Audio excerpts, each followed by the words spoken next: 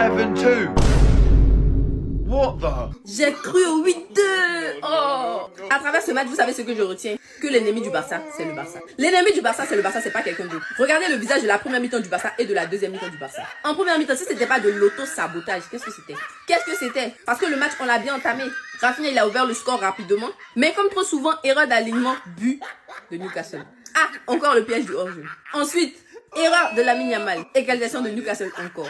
Show de Lewandowski, notre attaquant, pardon, notre numéro 9, qui doit manquer minimum 3 occasions avant de marquer. Aucun contrôle au milieu. Fermine, Bernal, il se projette. Du coup, Pedri, il est seul, on le voit pas. Il a pas le même impact que d'habitude. Newcastle met la presse. Beaucoup d'intensité. Heureusement qu'avant la fin de la mi-temps, il y a le penalty. Heureusement qu'il y a ce penalty-là pour, on va dire, relever un peu les choses. Deuxième mi-temps, beaucoup mieux. Et c'est dans ce sens-là que je dis que l'ennemi du Barça, c'est le Barça. Parce que la deuxième mi-temps, le football que le Barça a proposé, c'est normalement le football qui devait être proposé sur les deux confrontations directes avec Newcastle. Parce qu'en vrai de vrai, disons-nous la vérité, laissons le fait que Newcastle mette en difficulté les autres équipes de première ligue. Ils peuvent pas contre le Barça. Quand le Barça décide d'élever son niveau, voilà le résultat.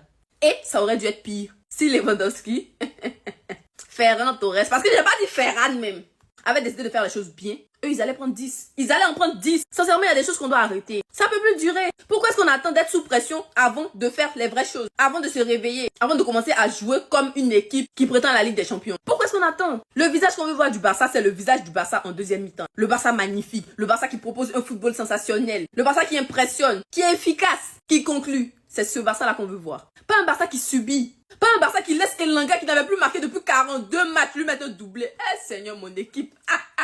C'est ça qu'on veut voir. Moi, je sais de quoi mon équipe est capable. Donc, quand je vois qu'ils ne font pas ça, bien évidemment, ça m'énerve. Bien évidemment, j'ai la rage. Voici un avant-goût de ce que le Barça peut faire. Et on peut faire encore plus. Juste un peu de rigueur, de discipline défensive, d'efficacité. Et je le dis, la Ligue des Champions, on la remporte. Fâchez-vous comme vous voulez. Si le Barça fait ça, la Ligue des Champions, c'est de la loco. Et je l'avais dit que Newcastle, c'était de la loco. Exemple de la loco.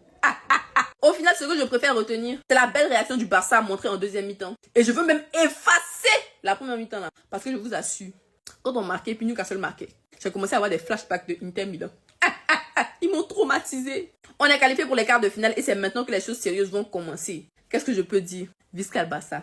Visca le Barça! Visca le Barça! Vamos!